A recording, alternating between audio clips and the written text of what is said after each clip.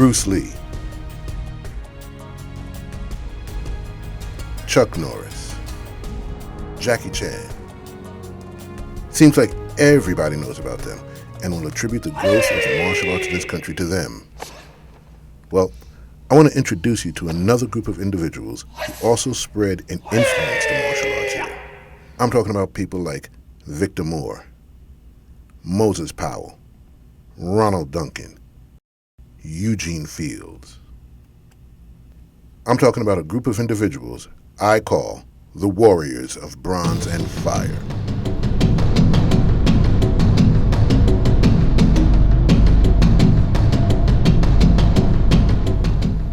A true legend in the martial arts. Some folks talk about Bruce Lee. Others talk about Professor Moses Powell. Professor Powell was a unique individual. Words really don't do him justice. He had to be seen to be believed. He was a big man who moved with grace, style, speed, and power. If you were standing in front of him, he'd be on you and have you under his control faster than you could possibly imagine. His one-finger rollouts were an amazing thing to watch. A student of Professor Florendo Visitacion, who is referred to as Professor V, Professor Powell developed his own system of Ju-Jitsu he named Sonyukis-ryu Ju-Jitsu. In the 1960s, Professor Powell was one of the first martial artists to do a demonstration in front of the United Nations. He was one of the first black men to give martial arts training to the FBI, the Secret Service, and the DEA. I had the pleasure of training with him for a few years back in the 1990s. I gotta tell you, that was an incredible, extremely educational experience. The word genius is thrown around so much in today's society. But in my opinion, Professor Moses Powell was a true genius. He was a Mozart of the martial arts.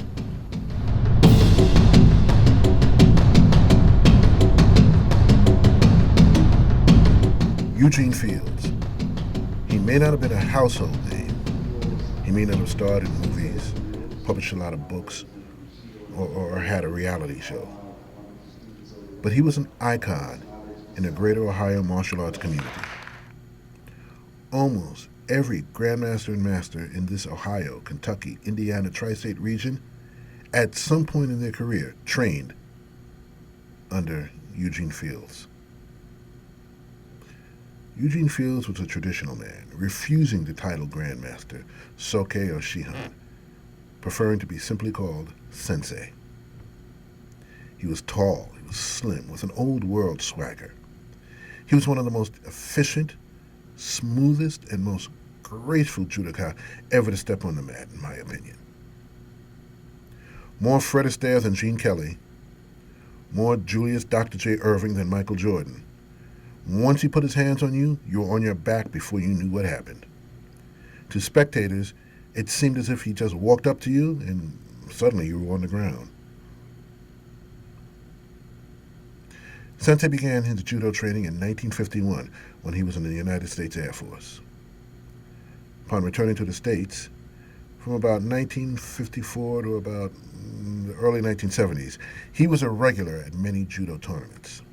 He traveled all over to compete and took a number of first-place tournaments and state championships. He also competed for a spot in the 1964 Olympics team. Sensei Fields wanted to work with children. Not only did he implement judo programs in a number of Cincinnati public schools, he eventually started Bushido, a way of life dojo in Avondale, Cincinnati. I met Fields Sensei in the 1990s.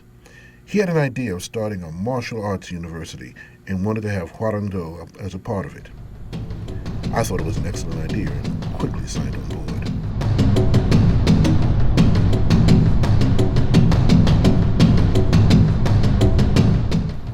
Professor Ronald Duncan. He's undoubtedly the man who brought the terms ninjutsu and ninja into the American lexicon. He was another military man, United States Marine Corps, who trained in the martial arts, training in judo, Ju-Jitsu, and knife training while he was in the service. Professor Duncan was the subject of many, many articles and documentaries. He demonstrated his art of ninjutsu all over the country, especially at the 1964 World's Fair held in Queens, New York. Typical of the black martial artists of that era, Professor Duncan's classes were known to be extremely demanding. In fact, his closed-door ninjutsu classes were known to be 5 hours or longer, starting anywhere around 7 p.m. and sometimes lasting till 2 or 3 o'clock in the morning. In those classes, no one was allowed to leave early, no one was allowed in late, and there were no visitors. Though self-defense, traditional and non-traditional weapons were taught in his dojo, Professor Duncan was also a certified firearms instructor. He taught civilians, law enforcement, and military personnel. Professor Ronald Duncan is acknowledged as the father of American ninjutsu.